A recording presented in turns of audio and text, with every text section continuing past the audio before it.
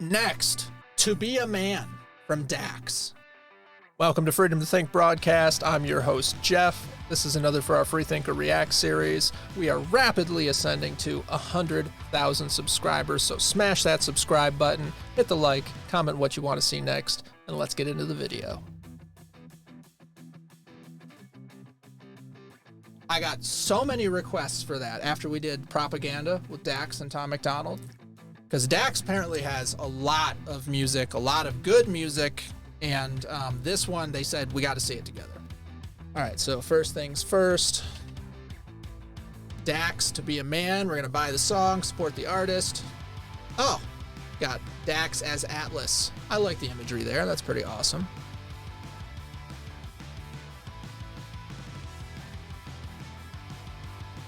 All right, so let's get DAX, Be a Man. I can't hide myself. I don't expect you to understand. I just hope I can explain what it's like to be a man. It's a lonely road, and they don't care about what you know. It's not about how you feel, but what you provide inside that home. Okay, so we're gonna go like super deep apparently. I wasn't ready. Neither was I. Yeah, we're just like, okay. So you go from like... Have to break out a tissue here. Yeah, I do have a roll of toilet paper, actually. I didn't know if anyone would ever accidentally I just noticed that. I'm like, is that like emergency just in case? There's an emergency roll of toilet paper in the studio. Cinco de Mayo just happens, so I'm just asking. Yeah, sometimes it just happens, and you gotta always be prepared. Always. So, and we're not joking. You're going to break it out. Awesome. Oh, yeah. No. Like, there's a more emergency toilet paper in the studio. We'll edit that out. No, you won't. No, we won't. No, you won't. But what you provide inside that home. Yeah, I know this life can really beat you down. You wanna scream, but you won't make a sound. Got so much weight that you've been holding, but won't show any emotion. As a man that goes unspoken, that we can't cry when life gets hard. Unconditional love for women, children, and dogs. Oh, shit. Okay. Oh, and I love how he said the unspoken, the part that it's unspoken. Because obviously there's... I don't even know a tactful way to say it, but essentially there's like a massive attack on men and on women. Totally different attacks. But the attack on men is a huge psychological battering that like everything about you is bad and you just got to take it. Like, period. Done. What this has fed me, and it's only sheerly because of not just, well, in the world, yes, but more here in America. How many dads, because, you know, like he's saying, you bottle it up, you keep it inside, you don't say anything. But how many dads are out there right now? You can comment in the chat if you can relate to what I'm about to say. You know, they're working hard.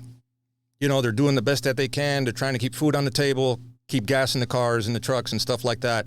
And then you go home and you're like, I got more month left than I do money. So how the hell do I get out of this? How do I get around this? And I don't want to megaphone that to my family because it's just not cool, because now they worry, right? And now they're concerned, right? And it's just, so basically our situation right now with everything that's going on, the economy, the politics and all that garbage, okay, is being megaphoned through the idiot box 24/7 to us. And it's a psychological deal. Yes. Right? It's keep you down, keep you depressed. You know, you can't do it. You can't make ends meet. And that's the way it is. It's going to suck. So, but if you come over here to our side, okay, and that's where, you know, the Dark Lord from Star Wars comes in, you know, and he's like, come to me. You know what I mean? And it's like, take handouts, right? Yes. Here's more handouts. Here's more government cheese for you to do, because that's the only way that you're going to make it, because we're making you do that. That's true. How many people out there feel that way? I mean, I'm sorry, we're all living it. Because, see, we put on a good persona on the outside, but on the inside, we are destroyed. We're dying. We're hurting real bad. Easy. Real bad. You know? I mean, just to feed on that. I mean, no, it's fantastic. I mean, the reality is Like, I left my job like a month and a half ago. And so I have a bunch of kind of opportunities that are knocking for me. But a lot of it is stuff that like will pay dividends later. And as you said, do you run out of money before you run out of month? Before you run out of month? Yeah. And I'm just like, yeah, I have a wife and 3 kids, and like I got to figure it out no matter what. So it's like I'm on the clock at all times as far as, you know, there's a timer, and I'm the one who's responsible if it goes out before providing for everybody. So definitely feeling this a lot. Life gets hard, unconditional loves for women, children, and dogs. We know that we just have to play our parts, and don't nobody give a damn about our broken hearts. Yeah, as a man, we gotta pave our way. There you go. Yeah. Told you. I didn't even see it. And there it goes. See, that's the message, man, right there. That is the message right there. He knows, though. So everybody knows, job. bro. I'm just saying, everybody he's knows. articulating it perfectly. Oh, though. yeah. Yeah, Like, exactly. It's so good. Function is to work and slave. There's no respect for you if you ain't paid. You're disregarded as a human and you can't complain. And if you ever make it up and actually reach that place and find a woman that you love and give her your last name, you'll feel the things that you provide is only why she stays. And when you try to explain, you'll say, I can't hide myself. I don't expect you to understand. I just hope I can explain what it's like to be a man. Truckers in Canada. I am a man. Dude, I mean, seriously, for the truck drivers. Truckers in Canada, man, right there. That oof. Yeah. He's, you know, DAX is Canadian. So him throwing some That's applause. why I said it. Yeah. Throwing some applause for the truckers. Because, I mean, that's like one of those jobs. It's like, if the truckers actually stop, we're screwed. I'm just saying. The way that the media and everyone makes out, they're like, if the WNBA ceases, it's the end of everything. And it's like, no. If the truckers take a day off, we are screwed. Like, that's real. That's important. So the infrastructure of the world is built on working men like what he's talking about in this. You give them this message that it's okay to be a man. It's not okay. It's necessary. What the hell are we going to do without men? You look around the city here, you see all these buildings go up. These men, they're doing impossible things. They're under the streets, working on the sewers. They're up on the power lines in the storms and the rain. They're keeping this impossible infrastructure functioning.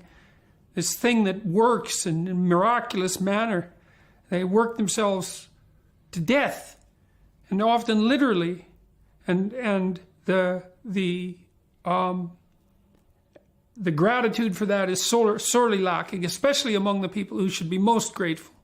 You see university professors, especially of the social justice bent, who are among the most protected and privileged people that the world has ever produced.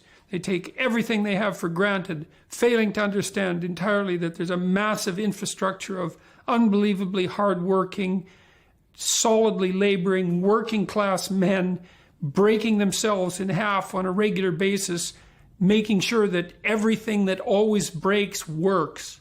It's just not respected at all. It's really sad. What it's like to be a man. It's a lonely road. And they don't care about what you know. It's not about how you feel, but what you provide inside that home. Don't give up, keep fighting. As a man, our sun is our horizon, and our father's actions play a role, and we end up like them. So they can't let us see them hurt, because we'll embody what they do and start a generational curse. No one Told you. Oh Told my you. God.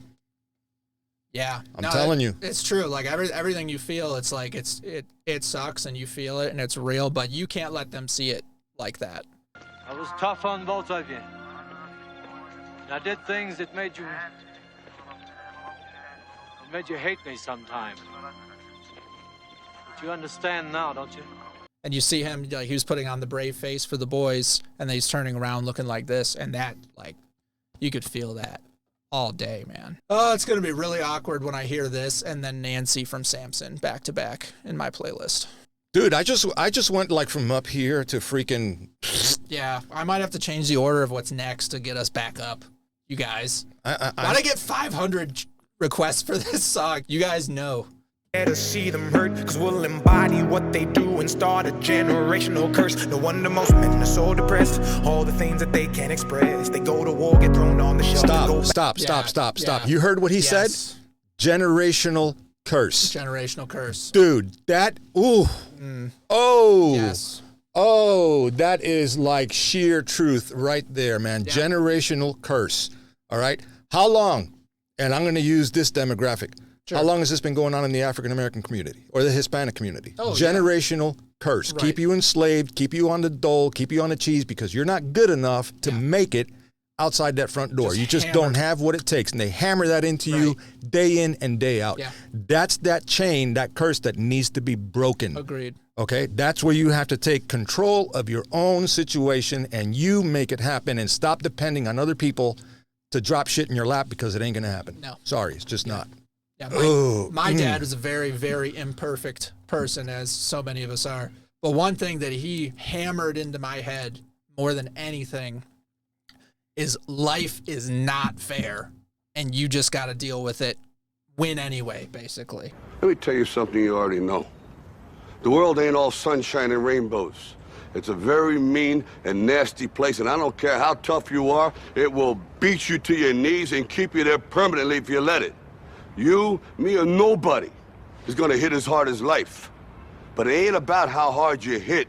It's about how hard you can get hit and keep moving forward. How much you can take and keep moving forward. That's how winning is done. Now, if you know what you're worth, now go out and get what you're worth. But you gotta be willing to take the hits and not pointing fingers saying you ain't where you wanna be because of him or her or anybody. Cowards do that and that ain't you. You're better than that.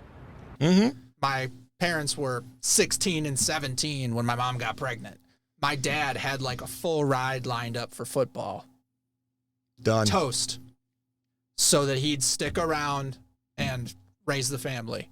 I 100% agree. Like, you got to have the role model. You got to have just that pushed into your head. Like he said, like, you got to overcome and take control of your situation because it's not going to be cool. It's not going to be fair. Obviously, we talked about before the inflation, the cost of living when like you just got out of school versus our generation getting out of school. It's night and day. Like the comparison trap is another issue because people are saying, oh, well, I should be here because you were here. It's like, it wasn't the same circumstances back then. Nope. Everything was cheaper. Not the same. Everything was cheaper.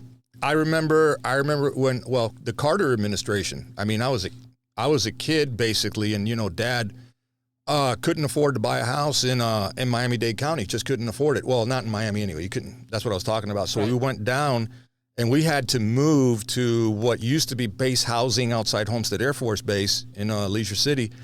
And all the houses there were all cookie cutter. You can go to a friend's house that you'd never been to before, and you knew exactly where the bathroom was because his house looked exactly like yours. You know, base housing is that way for any of you out there that know this, you know it's to be true.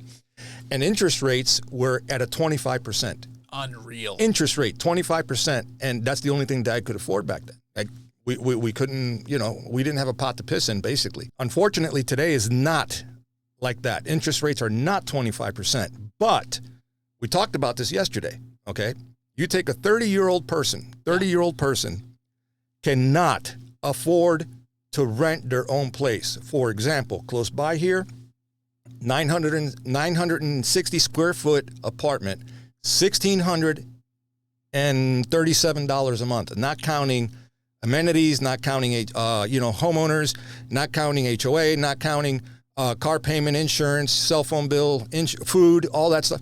You have to make, a 30-year-old single person has to make minimum take home no less than 80 grand a year to be able to afford to live on their own. Right, 100% on their own. Right? So when you're making $15 an hour working at McDonald's or Waffle House or whatever the case may be, where the hell are you going to live as a 30-year-old? Yeah. You got to have 16 roommates and hope that nobody dips on you so you don't get left on the hook. I mean, I'm sorry. And it's not their fault. It's not that generation's fault. It's not. Right.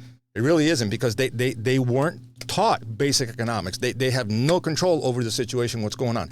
I mean, as a professional, as an adult now, you know, it's still hard. Yeah. And that's what he's talking about here. Right. It's tough. It is very tough. No, he's totally correct. And we talked about it before. Like you said, you're making $15 an hour and you can't make it. And before, it was always the argument, we need $15 an hour as a livable wage. When we talk about those kind of things, people are like, oh, are you like some kind of a socialist because you're saying, you know, that people should be paid more or whatever. It's like, no, we're saying that the money they're wasting on these programs is inflating the dollar. All the policy is destroying the dollar. We can't afford stuff that we used to be able to afford really easily. That's all. That's all. Don't really have a solution. That's just what's going on. Men are so depressed, all the things that they can't express. They go to war, get thrown on the shelf, then go back to war with their mental health. Then grab that bottle and ask for help, try to pull themselves out of hell, then fall back down and then realize that they're gonna have to do it themselves. It's the... Jeez, man, that was like 1 second later. See? There you go. Oh, my God. There you go. So you grab the bottle and try and pull yourself out of hell and then fall back in, and you're just like, I'm just here. I just got to deal with it. Yep. And I saw the uniforms in there, you know, and the flags and stuff like that, the medals, you know, the vets and all that stuff. And, you know, you get to that point, man, there you go. That explains your 22 a day. You can't. The military, man, I'm telling you, they will give you all the tools, all the training, everything that you need to succeed in your job. But they miss two components that they don't give you, that they don't teach. One, mental health. It's there, but you're never going to go seek it out because that will compromise your career. That's one. And two, how do I transition from military life back to civilian life? Because you're used to getting clothes, getting fed, getting housed, right? Okay, getting your check and stuff like that. They're taking care of you. Yeah. But when you transition out, okay? That's true. Like my MOS, right? Where am I going to get a damn job doing what I used to do before in the civilian world? Where? Yeah, that not really. Where? Sorry, it ain't going to happen, right? I mean, I can go get a job at a range. Right.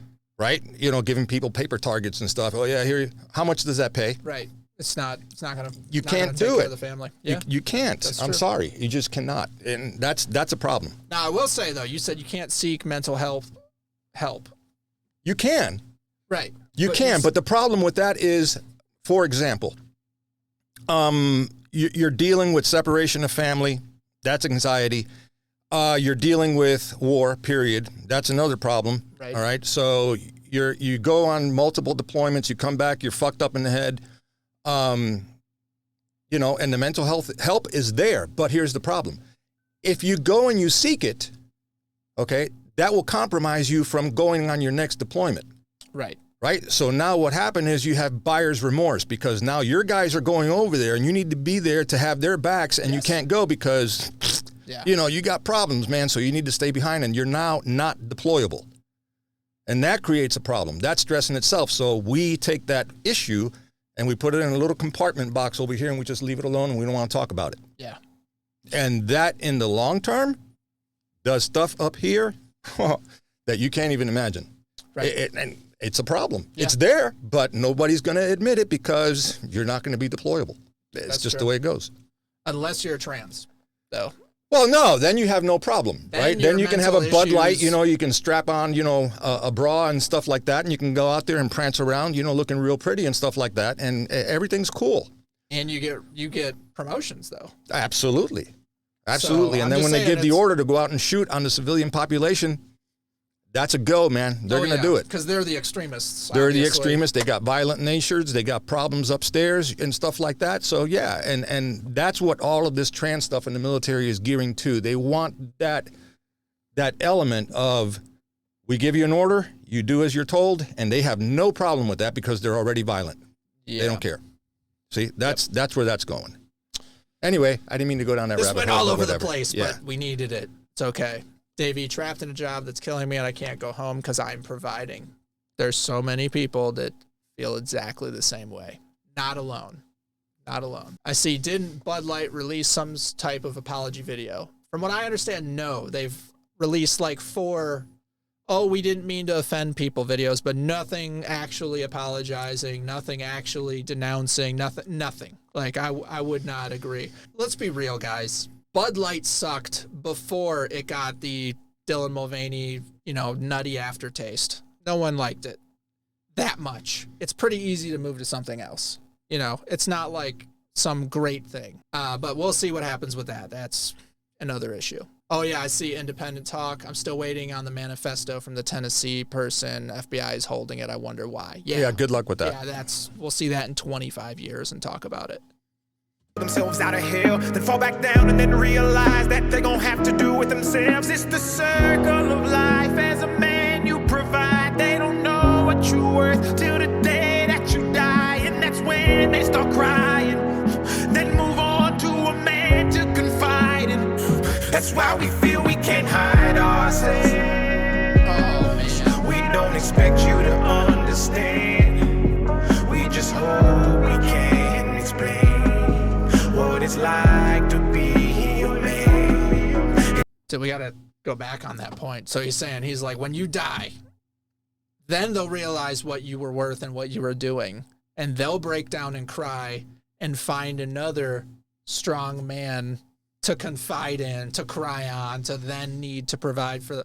That's pretty hardcore on that circle. That's the generational thing. Yeah. What it's like to be a man. It's a lonely road, and you don't care about what we know. It's not about how we feel, but what we provide inside that home. Inside that home. It's not about how we feel, but what we provide inside that home. Inside that home.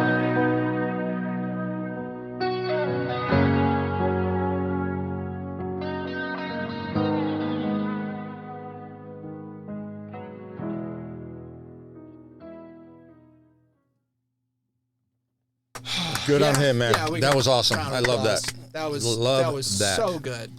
Especially Such a good- especially the scenes with the horses in it, man. I'm just one day, man.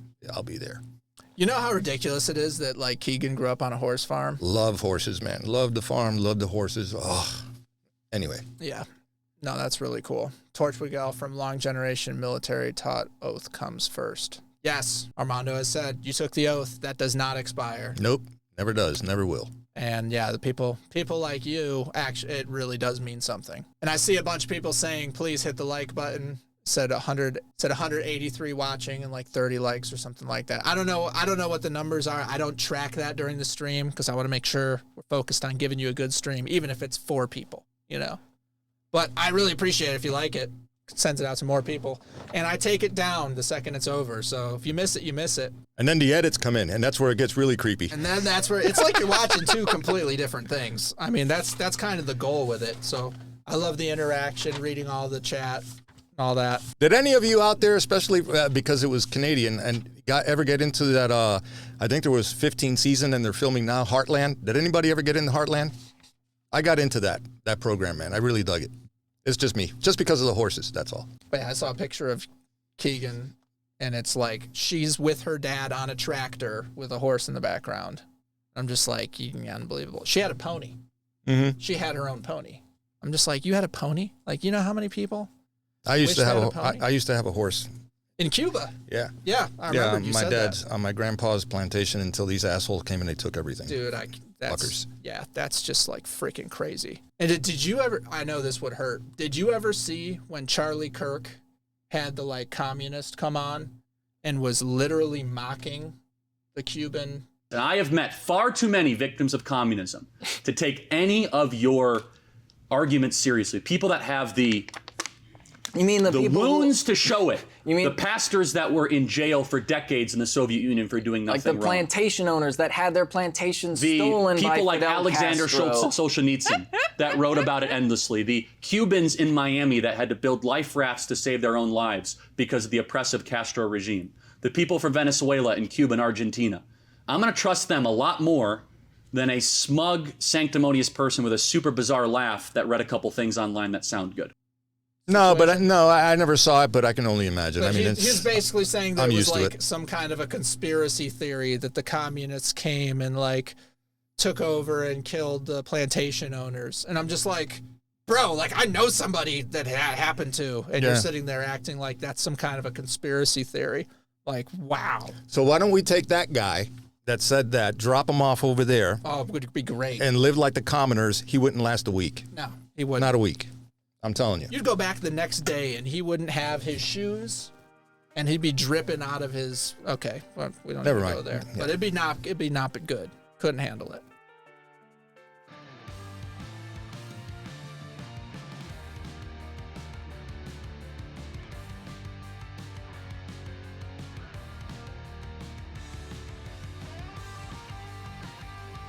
You heard about the Ben Shapiro, that he came out and he said men are men, women are women. And then Harry's, you know, the people that make the razors and the Shave Club and stuff like that. Right. They axed him from all his AdSense, basically deplatformed him and said, nope. And because they're woke, right? Harry's Shave Club. Oh, right. Yeah. Yes. So then they came out with the alternative to that, which is called Jeremy's. Yes. All right. Yes. Same color scheme, blades, shampoo, the whole nine It's yards like and stuff like that. literally a remask. Yeah. And they did that. I thought that was cool because I'll admit I was using Harry's stuff because I just liked it at the time. But now that this came out, it's like, well, I'm going to de-woke my bathroom and it's gone. That's awesome. And just go to Jeremy's, I guess. But I thought that was pretty funny. Now, what's hilarious about that, too, is I know they catch flack, Jeremy and the Daily Wire people, because they reskin stuff and make a gajillion dollars. Mm-hmm. The other side of the coin is they're making you support the people that really disagree with your values. Can you just not be political? Like, can it just be a beer, a soap, a razor? Nah. And so when they're like, I'm going to take a hard stance against everything you believe in some cases you have to, or at least it's a lot harder to get away from supporting them. But sometimes it's just so easy. And like Jeremy, if he's like, here's Jeremy's razors, it's just as good, it's just not Better, woke. actually. Or better. Okay. Better. Sure. Yeah. So they're just like, oh, done, easy. And that guy's going to make a gajillion dollars because every time a company goes woke, he's going to make the alternative brand of the same thing and then make it. He's going to steal that market. Did I hear about the gold heist in Ontario a few weeks ago? No, but that's awesome. You did not go there. It could have been bad. I don't have any idea. What was your horse's name for the chat? My horse's name? Yeah. Pancho. Of course it was fucking Poncho. What?